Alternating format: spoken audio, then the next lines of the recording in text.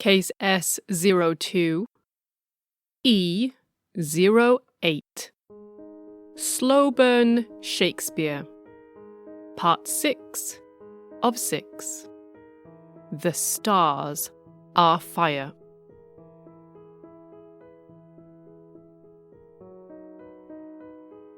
Welcome back. This probably feels a bit like the exposition that you get in those police procedurals on channels that shall remain nameless, where every time you come back after a coffee break or an ad break, there is lengthy exposition as one of the characters reminds you where you've gotten up to, so you don't have to invest too much mental energy into keeping up. So, bear with me as I go through yet more exposition just to remind you where you are indeed up to. For those people who don't binge listen to like 6 episodes in a row, because, most people don't. Okay, so by the time you've reached this point in the miniseries, the last episode about Shakespeare, probably, you might imagine that there really cannot be much more to add to the debate around Shakespeare's authorship. We've looked at the Apocrypha, the plays that some want to include in the canon and others want to exclude from it. We've looked at the canon itself, based on the idea of this first folio, and the idea that someone other than the Stratford Glover's son, William Shakespeare, wrote those works. We've gone through 4 individual candidates: Francis Bacon, Edward de Vere, Christopher Marlowe, and William Stanley. And whilst some of them have seemed faintly possible, or at least a lot of fun, none of them really reached a quantum of evidence sufficient to cast enough reasonable doubt or to convince enough people. We looked at evidence that has taken the shape of biographical analyses, both comparing life histories against documents that survive from the times and trying to divine authorial profiles from the content of the plays themselves. We've had cipher-based decryption, attempts to hunt down secret messages hidden in Shakespeare's writings. Sometimes you just, overlay a cosmological chart and it all comes clear. We've even had document analysis, aging and dating papers to see if they match the era they are supposedly from. We've had handwriting analysis. We've even had genetic testing.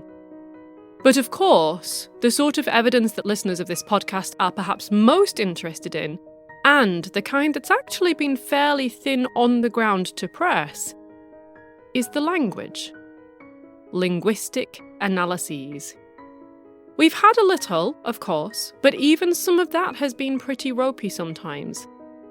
In the weakest cases, various antis have had nothing more concrete to point to than textual allusions, hints in poetry, clever plays on words with subtly alternative meanings, parallels between plays and lives.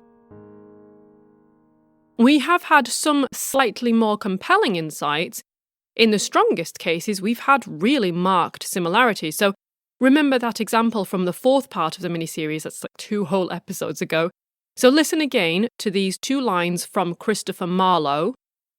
"But stay, what star shines yonder in the east? The lodestar of my life, if Abigail." And now compare them with these 2 lines from Shakespeare. "But soft, what light through yonder window breaks? It is the east, and Juliet is the sun." Extremely interesting, but it doesn't quite a murder make, though. We've even looked into early computational linguistic analyses done by Claremont colleges, and there we stopped. It would be reasonable to imagine, by this stage, that there cannot be anything left to say on the topic. No stone unturned, no corner left to peek around. But you would be wrong. I have barely scratched the surface thus far, and there is a last huge mountain that we haven't even started up yet. Before we get there, though, it's also useful to notice that we could go back over a lot of the old ground and plough it again in an entirely new way. Perhaps the best thing about authorship analysis is that it's a very broad church. if you have a reasonable chunk of digitised language, there are innumerable ways that you can come at it, and the modern era gives us advantages that the scholars of the 1800s and 1900s and even most of the 2000s simply didn't have. Computing. Okay, yes, you would be right to point out that Claremont colleges also had computing, but I would argue that theirs was from an era that has now faded into relative antiquity. I mean, just as the computers of today will seem prehistoric in only a couple of decades' time. Our current machines have faster processors and, more importantly, they have friendlier software. The kinds of interfaces accessible to people whose expertise is in Shakespeare rather than in computing. That's a big shift and an important one. Computer experts who just happen to analyse language can still do their thing, but now the field is also open to linguists, language lovers, who happen to use computers, and that's a much larger pool of people. And it's from the confluence of these ultra-modern phenomena, the digitisation of older texts, the radical advancement of computing, and the creation of widely accessible software, that we arrive at our last step in this version of the Shakespeare story.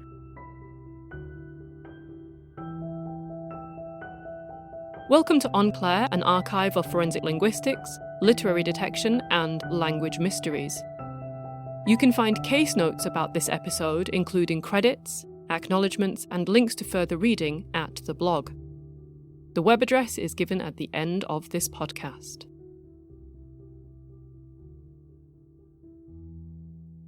Now, those of you with an amazing memory may have thought you were going to head into 2016 at this point. Wrong. As usual, before we go forward, Marty, first we must go back. 30 years back. This final chapter of the story starts in 1986, when Oxford University Press, OUP, published The Oxford Shakespeare. One volume in that Oxford Shakespeare is William Shakespeare, A Textual Companion. One is William Shakespeare, an old spelling edition, and they pretty much do what they say on the tin. But the one that we're most interested in, the headlining volume, is The Complete Works. As you should have already realised by now, just the name itself is automatically, if implicitly, a statement about authorship, about the Apocrypha, about the canon, about what a collection of people have decided to include or exclude as the work of William Shakespeare, based on sometimes fairly thin evidence. As seems to just be the case in this field, this new volume raised fierce debates, since it tried to replicate plays and poems not as they were printed, but as they were performed. And as I discussed right back at the start of this mini-series, this is somewhat like taking a screenshot during a video and deciding that this single freeze frame is a fair, canonical representation of the whole video. This snapshot is Hamlet, this snapshot is Macbeth, and so on. Lots of people were not happy with this performance over print decision because it meant, in some cases, substantial changes to comfortable, long-established ideas. For instance, Hamlet had whole speeches relegated to an appendix. You can probably hear people falling onto their fainting couches as I speak.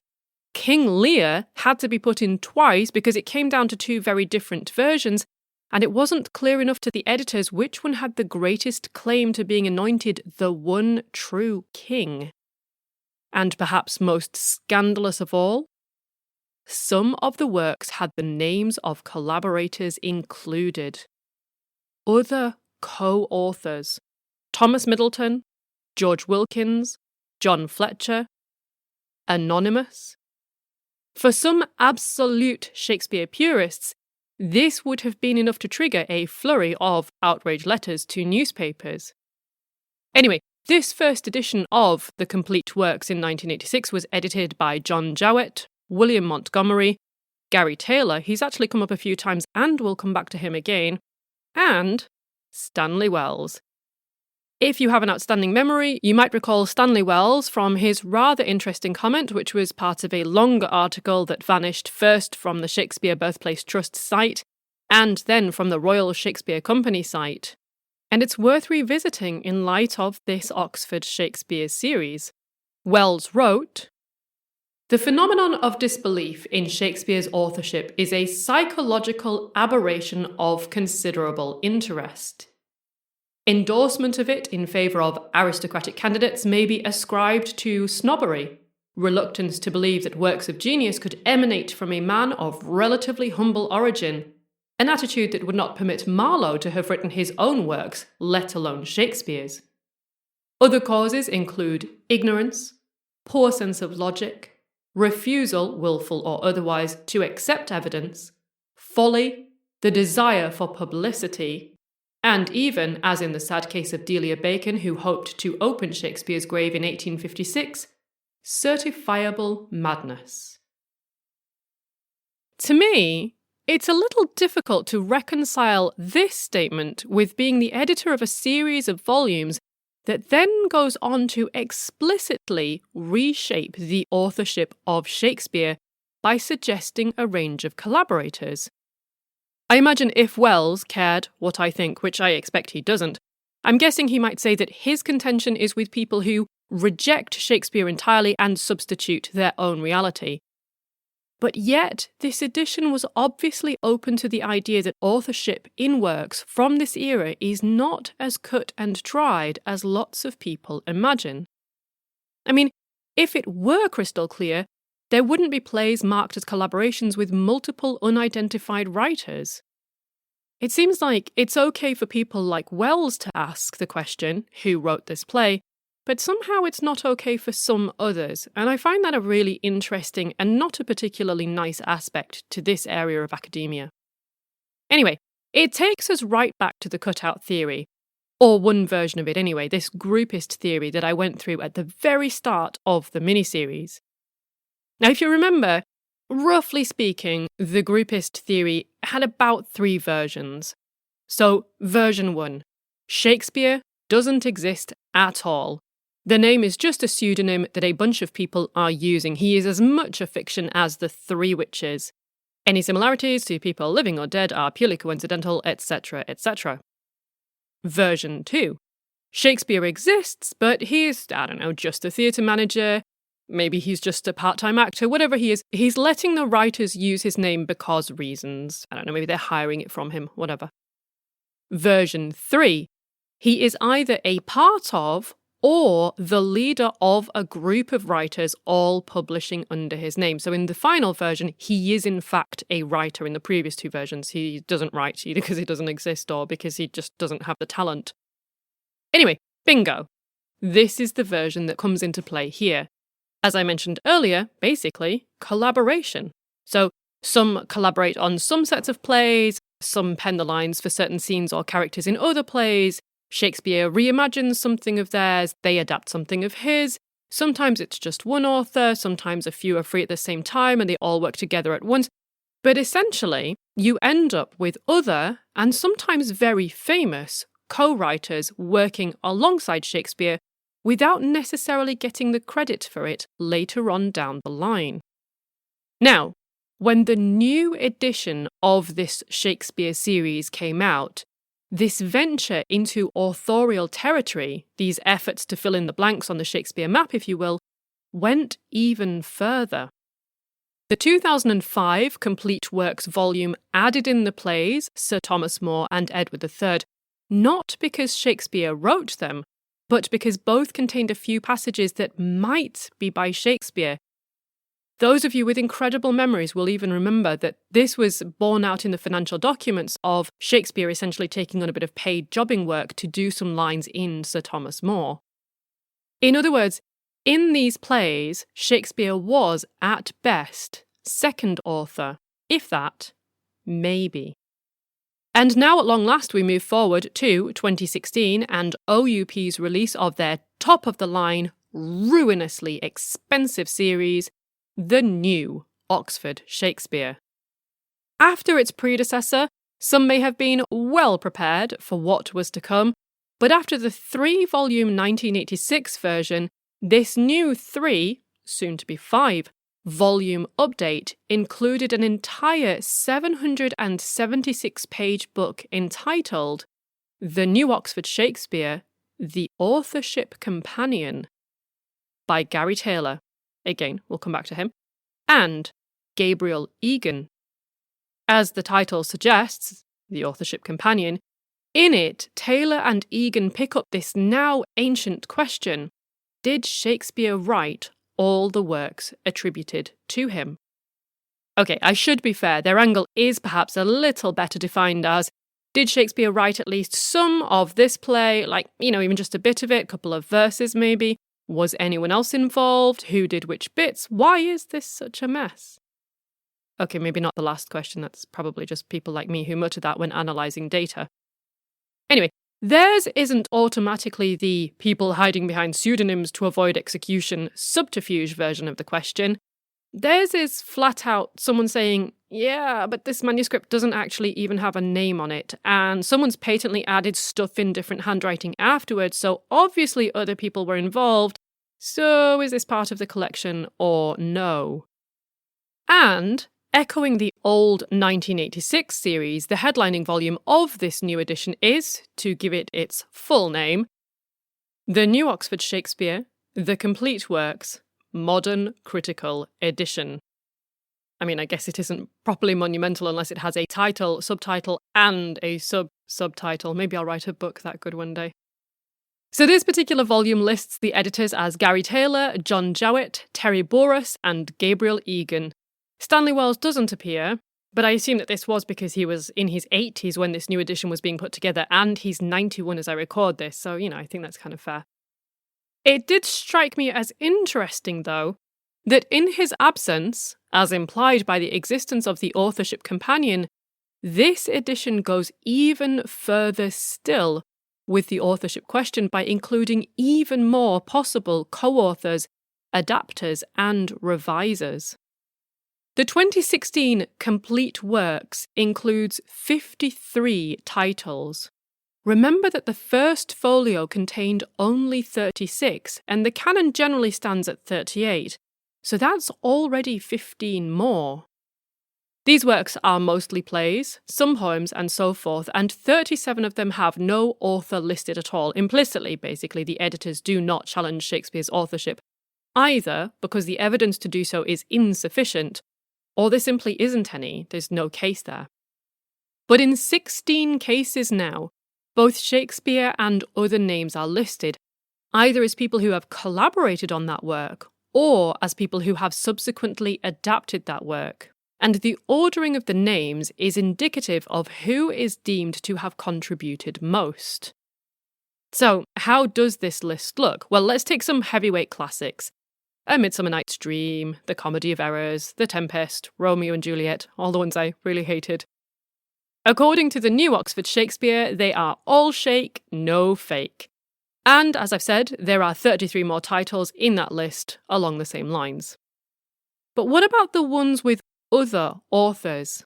Well, there's The Tragedy of M. Arden of Faversham. This was supposedly mainly authored by Anonymous. Yeah, I know. But also by Shakespeare. So that's new. And what about Titus Andronicus? That one is attributed to Shakespeare first, Peele second, and it might even have an added scene possibly by Thomas Middleton ? What else? Well, apparently Marlowe and Anonymous collaborated on all the Henry VI titles, and Nash comes in on the third of those. What about our Shakespeare Apocrypha? So one of those titles was The Passionate Pilgrim. And that one's also included, but it is a mess. Authors are listed as Shakespeare, Barnfield, Griffin, Deloney, Marlowe, Raleigh, and Anonymous, which sounds like a really high interest rate credit card to me. Anyway, let's do some big hitters. Measure for Measure, All's Well That Ends Well, Macbeth. These are all listed as adapted by Middleton. Maybe he has a talent for jazzing up plays, who knows? Last few, you may have forgotten this by now, but remember how I said just after his death Shakespeare was overshadowed for a while by that pair, Beaumont and Fletcher, and that they're another fun little authorship case in their own right?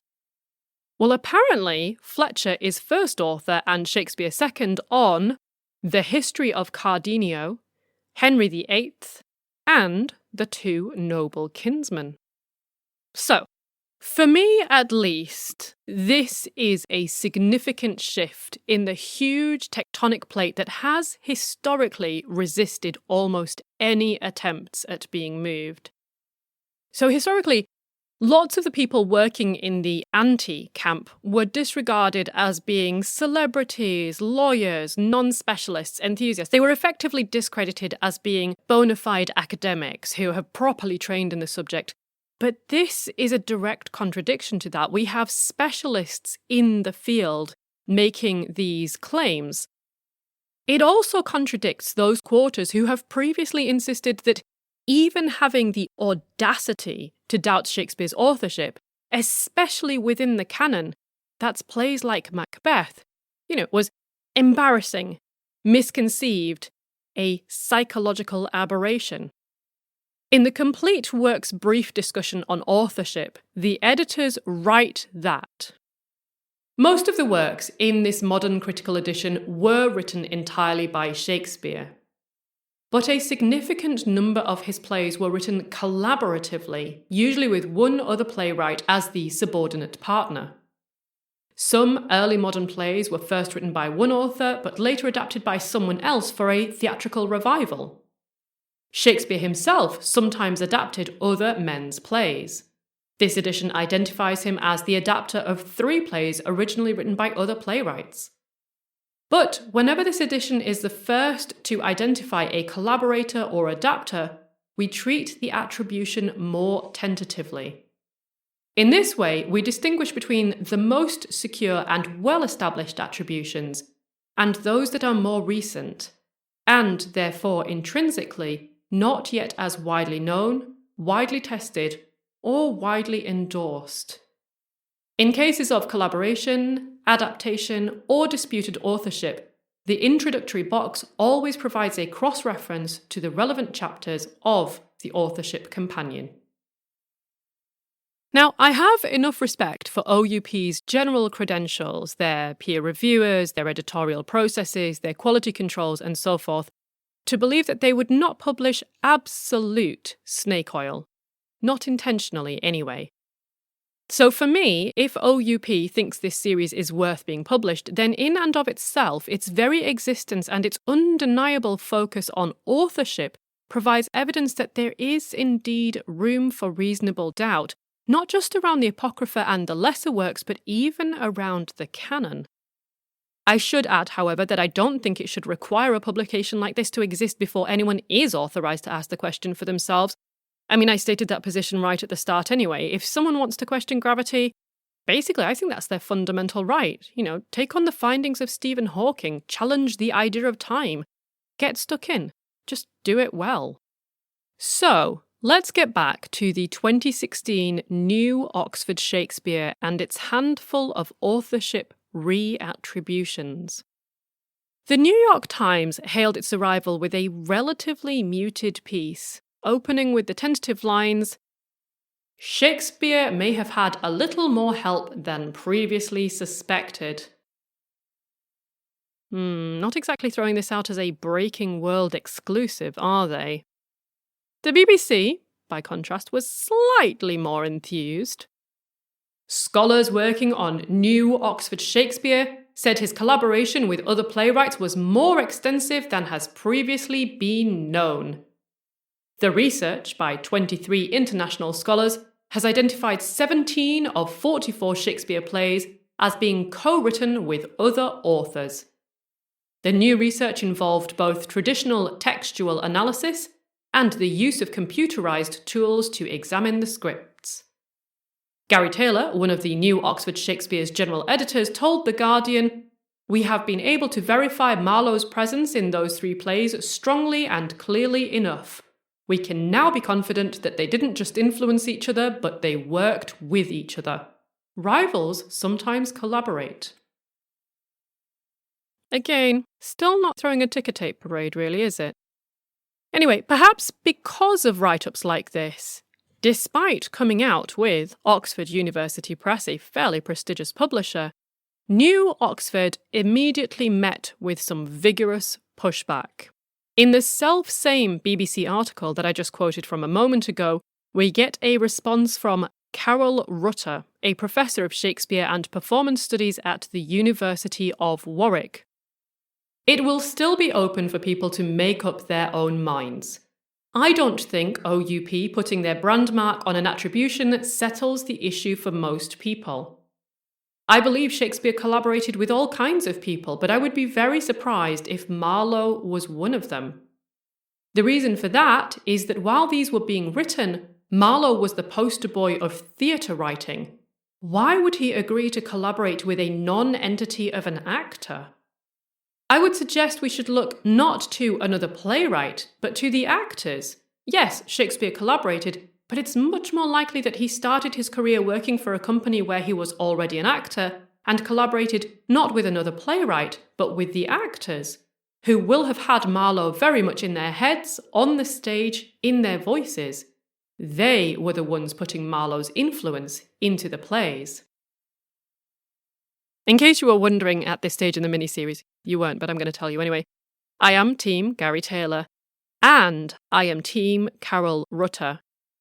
What, you might ask, does that mean? How can you be both? Well, just as I absolutely champion the right of someone like Gary Taylor to ask questions and come up with their own answers based, hopefully, on solid scientific principles, I also absolutely champion the right of anyone like Carol Rutter to put any set of methods or results or analyses under the microscope. And I say that no matter how esteemed the person who made the claim, and no matter how junior the one putting it to the test. I've seen good undergraduates debunk the work of distinguished professors.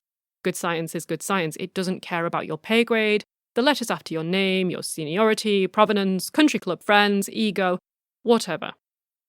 Accordingly, in the rest of this miniseries, I put all the other approaches through their paces, from earls and lords right through to spies and statesmen, pointing out the various issues with each case, and I see absolutely no good reason why that same standard should not apply here.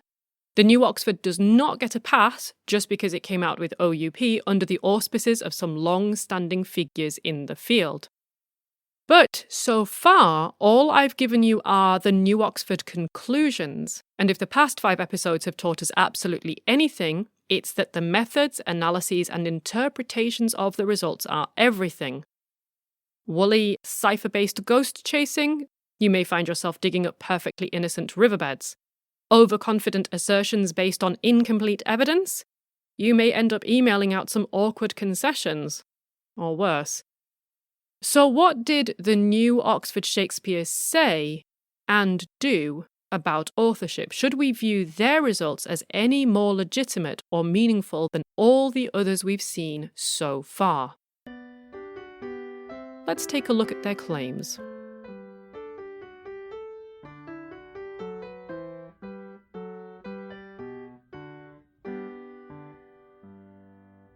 Bear in mind that in this final section, I'm going to summarise a book of almost 800 pages into a few short minutes, and then do the same with some rebuttals, and even squeak in some counter-rebuttals.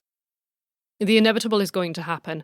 I am going to end up giving an incomplete picture that simplifies some details and misses out other things entirely. Sadly, that is just the way data compression works. There is a solution, of course. You can read the authorship companion yourself, in full, if you can afford it. As I write this, I checked, and it's currently retailing from OUP's site at a cool £145.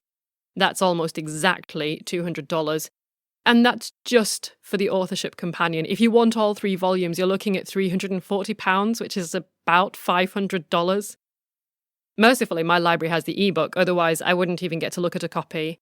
But anyway, OUP's astronomical pricing of knowledge aside, Some might even say overpricing, but there you go. Taylor and Egan didn't just look at language, though we're going to spend much more time on that shortly for obvious reasons. Within the book, they also discuss paleographic and biographical evidence and theatrical provenance.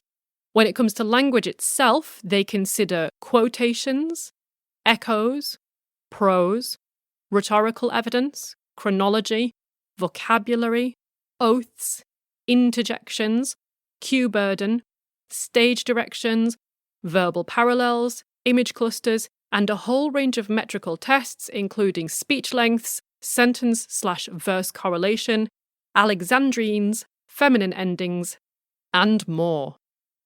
We'll start with the 3 Henry VI plays. So, the first of this trilogy is credited as being written by Marlowe, Nash, and Anonymous, and then subsequently adapted by Shakespeare. So Shakespeare is not given as the author, but as a later influence on the work.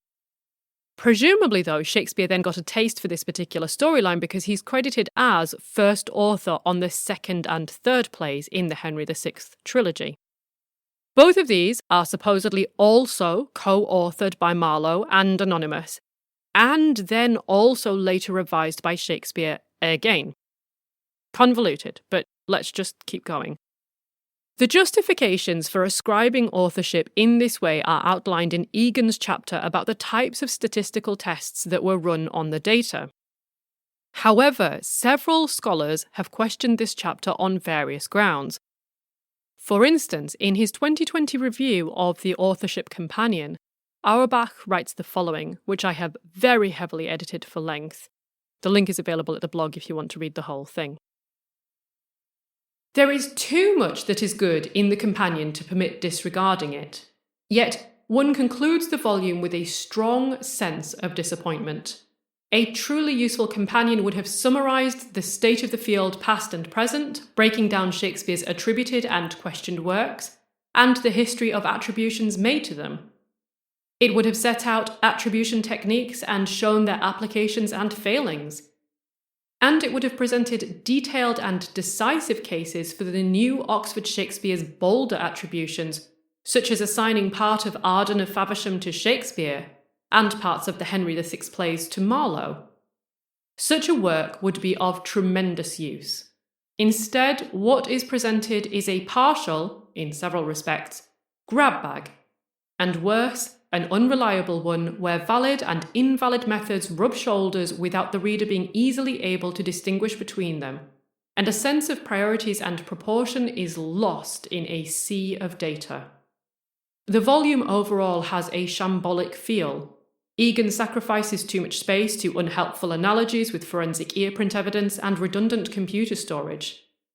Also problematic are questionable priorities. The dubious and marginal Cusum analysis of a funeral elegy is treated at greater length than the entire attribution history of Pericles, and statistical infelicities, which I have discussed elsewhere. Actually, I'm going to come back to these shortly. We reach steadier ground with MacDonald P. Jackson's short but thoughtful piece critiquing recent trigram studies.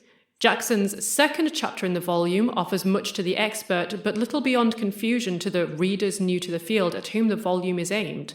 Taylor and Duhame's study of the fly scene in Titus Andronicus demonstrates the pitfalls of quantitative analysis, however, as a flood of poorly summarized data frequently drowns out the subjective measures being employed. Moreover, in a subsequent article, Taylor leaves the reader uncertain of what standards are being applied and whether they are being applied consistently. Foot shifting between quantitative number crunching and qualitative hermeneutic interpretation, drawing attention to whichever supports the underlying contention of the moment while disparaging the other, is unfortunately far too frequent an occurrence in the companion. Anna Pruitt provides a sober corrective following a procedure that, ironically, a number of other contributors did not. Her article is clear and accessible. I have critiqued 2 of the case studies, those by Elliot Greatley Hirsch and by Pascucci, in detail elsewhere.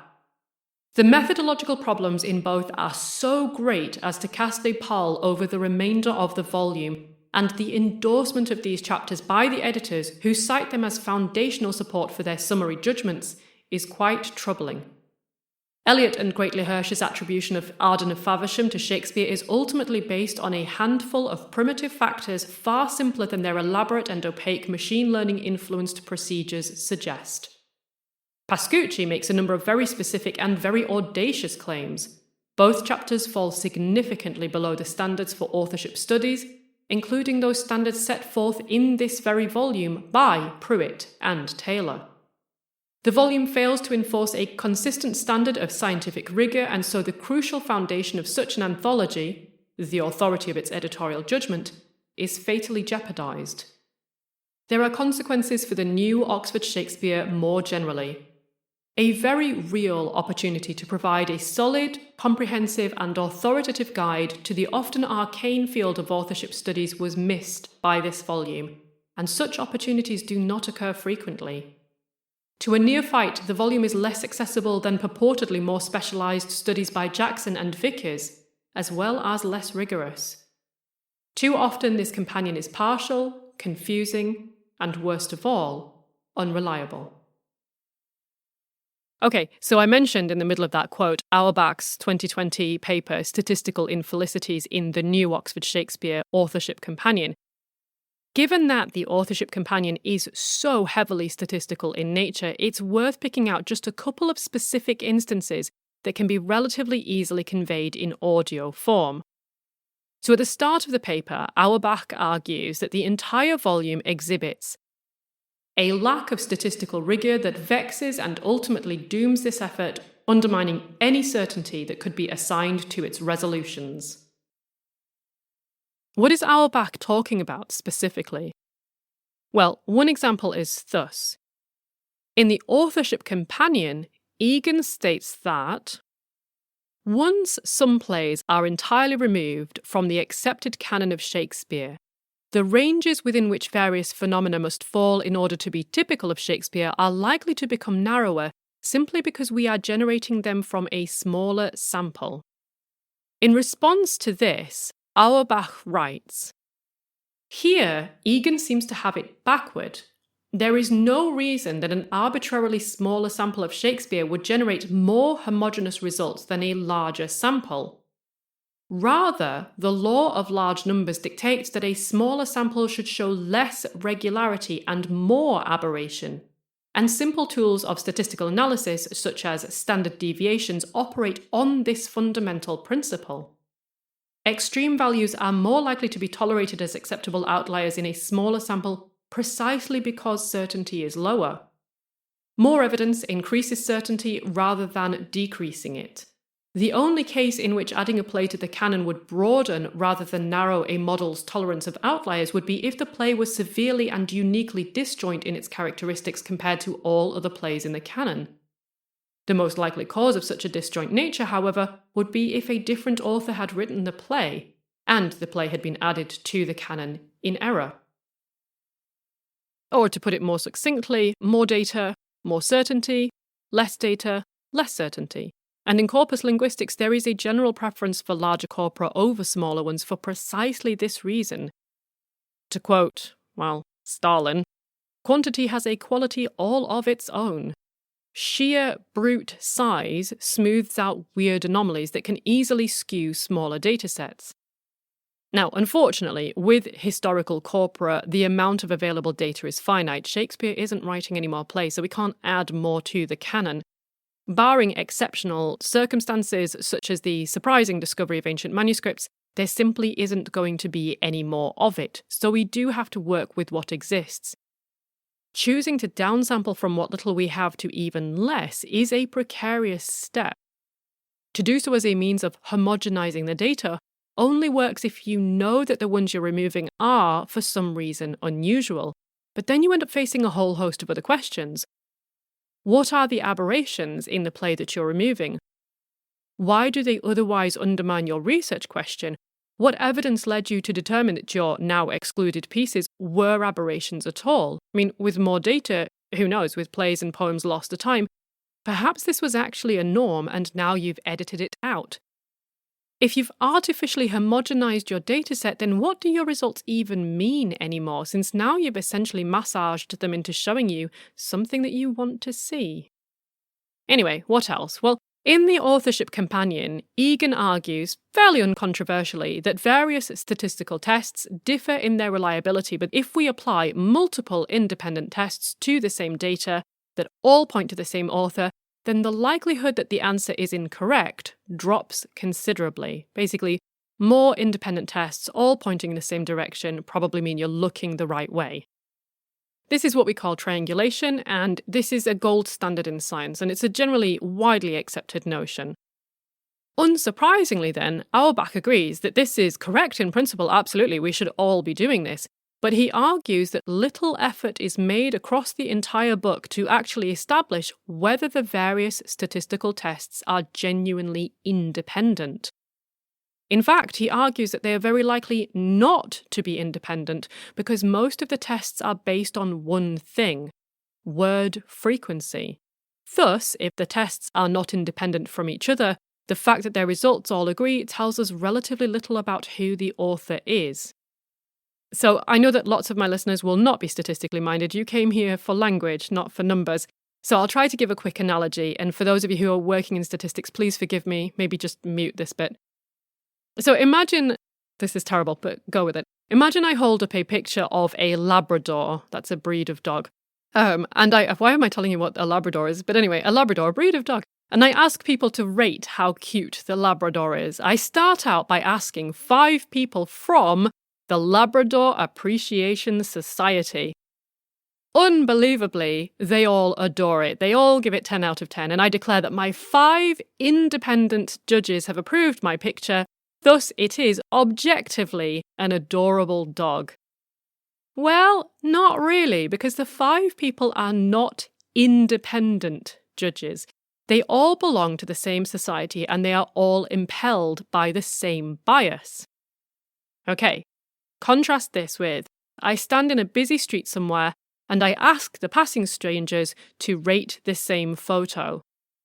Now, there is a good chance this time that at least some of these strangers will be independent from each other. I mean, sure, I might accidentally ask a pair of friends or both members of a couple or a parent and child, but even if that happens, should all 5 random people now agree that my photo is adorable, then yes, I probably do have a very nice picture of a dog. We can be a bit more certain that this result is a better reflection of wider opinion because there's a far better chance that at least some of these people will be uninfluenced by each other or by an identical background factor. So back to Egan and Auerbach. Auerbach is essentially suggesting that the authorship companion might be an extended work of showing the Labrador picture to multiple members of the Labrador Appreciation Society, that is, a bunch of people who are not independent judges. Moreover, Auerbach is suggesting that we have good reason to believe that they really are all connected in some way because they're all wearing Labrador Appreciation Society badges.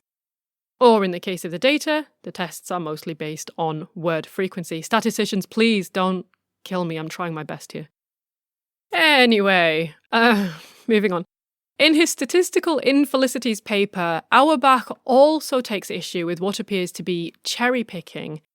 This is the decision to include statistical tests when they agree and discount them when they don't, the accepting of some parts of prior studies that confirm the authorship companion's results, and the rejection of other parts of those very same studies where they contradict, and so on.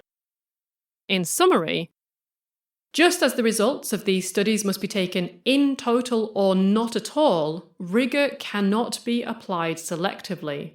The presence of fundamental statistical errors in significant passages in the companion has the effect not of casting doubt merely on those particular passages and points, but of bringing into question the robustness of all such conclusions reached. Here is a scientific sloppiness that pervades the entire companion and so disadvantages its overall tenability. In summary then, Auerbach is not really impressed with this volume, but I've quoted from him quite a lot now, and is this just one person on an axe-grinding campaign, or is there a consensus? Well, another critic, Ern, argues that what is striking about these case studies is the confidence with which the conclusions are presented, even when the sample is small. the fly scene is 84 lines long. Or when the extant play, double falsehood, is argued to be an 18th century rewrite of a late 17th century rewrite of the play to which Shakespeare contributed, Cardenio. Even if we grant that significant advances have been made in authorship attribution studies, and this reviewer certainly does, such confidence may nonetheless seem surprising. At the end of his chapter on the authorship of two poems, When God Was Pleased and Shall I Die, that were attributed to Shakespeare in manuscript, Gary Taylor writes, "Until we have better tools, readers must simply make up their own minds, or perhaps preferably, refuse to make up their minds." Yet, elsewhere in the volume, there is little such commendable reluctance to jump to firm conclusions, including by Taylor himself. Owen seems to suggest, if I understand this correctly, that Taylor is preaching, but not practicing. And what I infer in the softest whisper from this, maybe incorrectly, I'm not sure, is that perhaps the lure of the Shakespearean Holy Grail, attributing authorship in a brand new way that will crown Taylor's career with immortal success and grab the headlines and so on, has gotten in the way of rigour and objectivity. Anyone else have issues with this work? Well, Freebury Jones has written a few things on it, but to just take a little snippet, because I've done a lot of quoting already. The new Oxford Shakespeare authorship team argues that Christopher Marlowe had a hand in all three Henry VI plays, and that Shakespeare wrote parts of Arden of Faversham. However, the quantitative methodologies employed to reach these conclusions are dubious. Anything else? Well, last of all, in this gigantic saga, there is the Gary Taylor versus Brian Vickers thing. Okay, honestly, okay, well, I'm just going to quote Vickers, and then I'm going to quote Taylor, and then you can form your own conclusions. So, in the TLS, the Times Literary Supplement in 2020, Vickers published a 3,500-word article.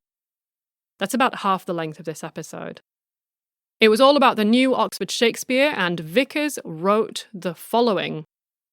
The prime mover in all three revisions to Shakespeare's canon was Gary Taylor, a young American scholar who had just been promoted from editorial assistant to co-editor alongside Stanley Wells, a respected Shakespeare scholar. That's an interesting implicature there. Anyway, moving on. Since no external evidence exists for these ascriptions, Taylor had to rely on other evidence or his own aesthetic judgment. The small rocky island on the new map was a banal lyric, Shall I Die, which Taylor inserted in the canon because in one manuscript the scribe signed it William Shakespeare, increasing its value to other collectors. In fact, it looks like a poem written for music in around 1610.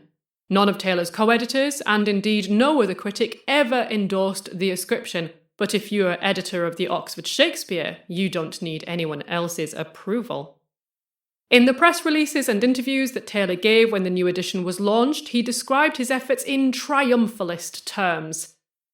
The new Oxford Shakespeare contained no justification of the attributions. This appeared a year later in an authorship companion edited by Gary Taylor and Gabriel Egan.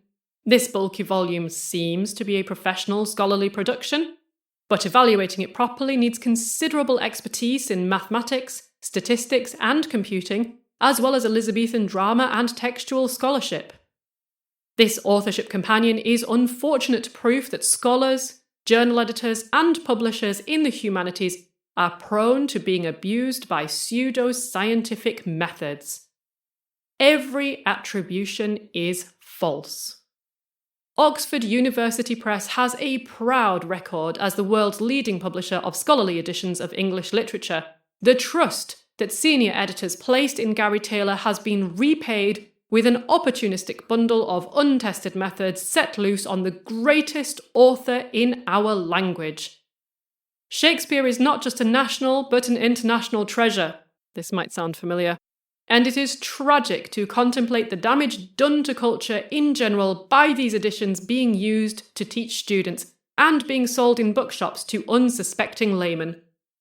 The press has just commissioned the new Oxford Marlowe. Among its editors are members of Taylor's editorial team, and rumour suggests that it will include the Henry VI plays. Many people will fervently hope that on reflection the editors will think it enough to have ruined one major author's canon. You might be forgiven for thinking that some of this actually seems kind of bitter and personal, and you will not be surprised to learn that it really does seem to be yet another Shakespeare-driven grudge match between two big names in the field. So 2 years earlier, in 2018, Vickers advertised in the very same Times literary supplement for a publisher for his latest book. And when asked why he needed to go to such a length after the success of publishing 40 previous titles over the span of 50 years, Vickers replied that his reputation as a scholar had been damaged by a string of hostile reviews by people associated with the new Oxford Shakespeare. According to Vickers, he had been turned down by Cambridge University Press, Manchester University Press, and Bloomsbury because their referees deemed him controversial. Taylor's response to this? It is ironic that Brian, who has been writing savage ad hominem reviews in the TLS for 30 years, is blaming his failure to find a publisher on other people's reviewing. I doubt that his conspiracy theories will convince anyone who isn't already paranoid. This thing with conspiracy theories in this field, honestly. Brian's approach to Shakespeare is that there is only one proper way to interpret him. Brian's. The new Oxford Shakespeare, by contrast, is a collaborative edition, and its critical introductions give readers many possible approaches. 1950s approaches, such as Brian's, who is quoted on a number of occasions, but also theatrical, historical, political, formalist, feminist, cinematic, psychological, and eco-critical interpretations. For Brian, Shakespeare is fuel for angry, narcissistic monologues. For us, Shakespeare inspires thousands of fascinating conversations. Interestingly, and I will be done with this soon, I promise, Vickers also seems to imply a sort of narcissism about Taylor when he claims that the authorship question is a matter of scholarly judgment, yes, but also of headline-seeking, power and prestige. My position is that, as a great artist, Shakespeare should not be parcelled off to other writers or saddled with plays that he did not write, such as Arden of Faversham, especially not by such shoddy and bogus scholarly methods. Wow. Okay, well, overall, whilst the new Oxford Shakespeare's authorship companion certainly adds to the conversation on the Shakespearean authorship question, it seems to throw up far more questions than it answers. At the very least, as I noted at the start of this episode, it has successfully generated plenty of controversy and engagement. And in its own right, that new interest can be useful, if channeled properly, into analytical and methodological advancements. Unfortunately, however, Shakespeare may have died 500 years ago, and yet he still manages to create an awful lot of drama, all through the ensuing centuries, right to the present day. And the passions and fervour that his work inspires have arguably held the authorship question back at least as much as they have propelled it forward. For many people in the field, both Stratfordians and antis, the Shakespeare authorship question, in whatever guise, seems to have been a mechanism not so much for advancing science and society and civilization, but rather for advancing CVs and status and success. Finally then, for the very last time in this mini-series, we return to the question that we started out with. Who wrote the works of Shakespeare? What is our answer? Well, we have to acknowledge that as it stands, there is still, as yet, no one answer that satisfies everyone. And to even try to propose one here would be to come between the dragon and his wrath.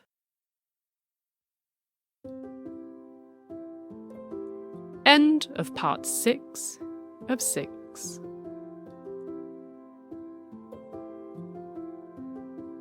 If you're interested in more Shakespeare content from linguists at Lancaster, then search the internet for FutureLearn, Shakespeare's language. Those 4 words. Future Learn Shakespeare's language. This free online course is all about both revealing the meanings in the works and exploring the myths about Shakespeare in general. And as a bonus, you get introduced to corpus-based methods for analysing Shakespeare. What's not to love? This episode was researched and fact-checked by my research assistant, Rebecca Jagodzinski, and my intern, Debbie Tompkinson. And it was narrated and produced by me, Dr. Claire Hardacre. I am also extremely grateful for all the input I've had from the renowned Shakespeare authority, Professor Jonathan Culpepper, creator of that online course I mentioned, who has patiently entertained this whole mini-series idea from inception to gruesome, bloody execution. However, this work wouldn't exist in its current form without the prior efforts of many, many others. You can find acknowledgements and references at the blog. Also there, you can find data, links, articles, pictures, older cases, and more besides. The address for the blog is wp.lancs.ac.uk/OnClaire, and you can follow the podcast on Twitter at _OnClaire, or if you like, you can follow me on Twitter at Dr. Claire H.